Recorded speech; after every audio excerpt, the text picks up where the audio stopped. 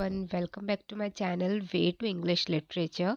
So today is 157 birth anniversary of Rudyard Kipling, one of the most famous writer of the 20th century. So we will see some of key facts about the Rudyard Kipling exam point of view and also as important writer of 20th century. So let's start.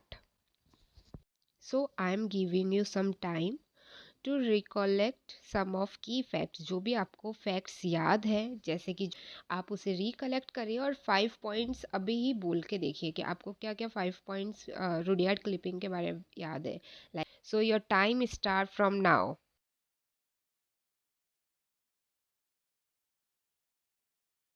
Okay, your 5 minutes are over. So, like many of you, yeah, many students know that Rudyard Kipling is one of the famous writer. He wrote Jungle Book, and he was born in Bombay. And actually, he was born during British Raj and other facts. So, let's see some of important facts from an examination point of view. And one of the most famous writer. So, full name है इनका Joseph Rudyard Kipling. His full name is Joseph Rudyard Kipling. He was born on 30 December 1865 in Bombay, and today it known as Mumbai. And he died during 18th Jan in 1936. तो आपको यहीं पे target. So many time student focus नहीं करते हैं date पर। तो अब जो आने वाला एग्ज़ाम है you have to see what are important dates और किन डेट्स पे कौन से राइटर्स इंपॉर्टेंट आ रहे हैं। जैसे कि you must have to do Rudyard Kipling because उनका जो बर्थ एनिवर्सरी है और उनका डेथ एनिवर्सरी दोनों ही बिल्कुल पास पास में है। सो ही इज़ बहुत इंपॉर्टेंट राइटर है एग्ज़ाम पॉइंट ऑफ व्यू से और आने की इनकी बहुत ज़्यादा चांस है एग्ज़ाम में। So he also known for because he won one of the most important prestigious prize that is known as Nobel Prize for Literature in 1907. 1907 में इनको अवार्ड मिला था and he is best known for his celebrated British imperialism writing and his short story also known for writing British soldier in India and also for children stories. So ये चीज़ आपको याद रखनी है। And why his writing got influence by Indian style और Indian writing से क्यों influence हुआ था वो हम आगे देखेंगे। He is known as the one of the best known writer of early 20th century of English literature। और बाकी कई बुक्स में आपको 19th सेंचुरी में मिल रहा है तो वो गलत नहीं है। लेट 19th सेंचुरी होगा और अर्ली 20th सेंचुरी होगा। हम उसे लेट विक्टोरियन भी बोलते हैं और कई बार कई बुक्स में you will get early 20th century, so don't get confused among them. He was born in British Raj era of 1865 in Bombay, and his father John Lockwood Kipling, who was an artist, and his father also taught in art school। और यही जो बात है इनकी father के बारे में, he also dedicated in chapter first opening chapter of novel Kim। तो इसी फर्स्ट ओपनिंग चैप्टर में किम में इन्होंने अपने फादर को डेडिकेट किया और उनके बारे में लिखा है as he was artist and scholar. His mother was Alice Macdonald और इनकी दो बहनें थी जिन्होंने शादी कर ली थी 19th सेंचुरी के पेड़ नाम एडन बर्न था एंड एडन पॉइंटर था रेस्पेक्टिवली। इनकी जो थर्ड सिस्टर थी उन्होंने अल्फ्रेड बार्डविन से शादी की थी। लेटर इनकी जो लास्ट सिस्टर है उन्होंने शादी नहीं की थी, शी रिमेन अनमैरिड। और ऐसे करके हमें इनके रिलेशनशिप के बारे में पता चलता है। When he was 5 years old, he left India with his sister, and he used to live at foster home, and where he described that house as a house of dissension.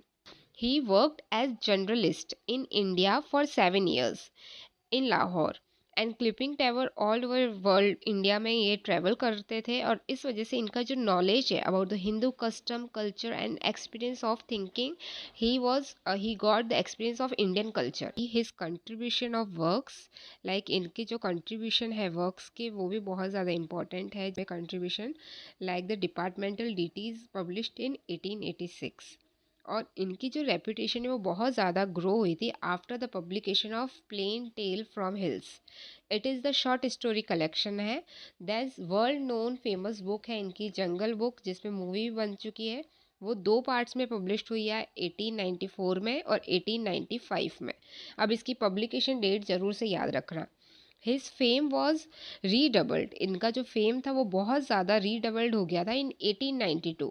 अब देखो ये sequence आपको याद रखना है 1891 से लेकर 1895 तक, बिकॉज इसी दौरान बहुत ज़्यादा फेमस वर्क इनके पब्लिश हुए हैं। टू में इनका एक वर्स कलेक्शन आया था जिसका नाम है बैराक रूम्स बेलार्ड। बहुत ही इंपॉर्टेंट वर्क है, मस्ट नोन वर्क है, बिकॉज ये नेट में पूछा जा चुका है। इंक्लूड है लाइक मेलेडी गंगेडिन, इफ टॉमी और डैनी डेवर। ये सम ऑफ इम्पॉर्टेंट वर्क्स है जो इसमें इंक्लूड्स है। अब 1897 में he won the British for their fate और रिसेशन। अब क्या होता है, इन्होंने एक वर्क लिखा था जिसका नाम है द वाइट मैन्स बर्डन। वो इन्होंने लिखा था फॉर द अमेरिकन वॉर, जो उस दौरान हो रहा था। आफ्टरवर्ड इन्होंने उसका टाइटल करके रिसेशन लिखा to dedicate that work particular to the Queen Victoria for the diamond jubilee. So ये हम आगे देखेंगे।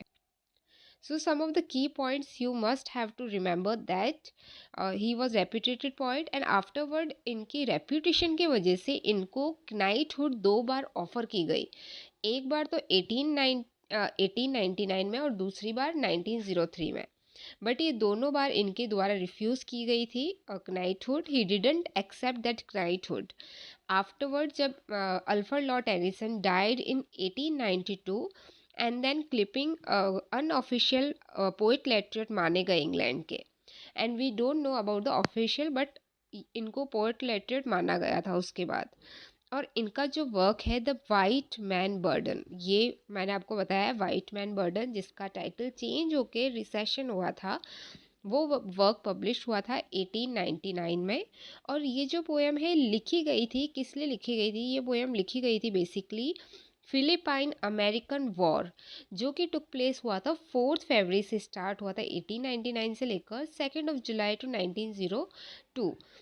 ये work basically Philippine American war इसके लिए लिखा गया था, बट इसका जो टाइटल है राइटर ने बदलकर रिसेशन लिखा है and dedicate that work to Queen Victoria, जो कि डायमंड जुबली हुई थी 22 जून 1897।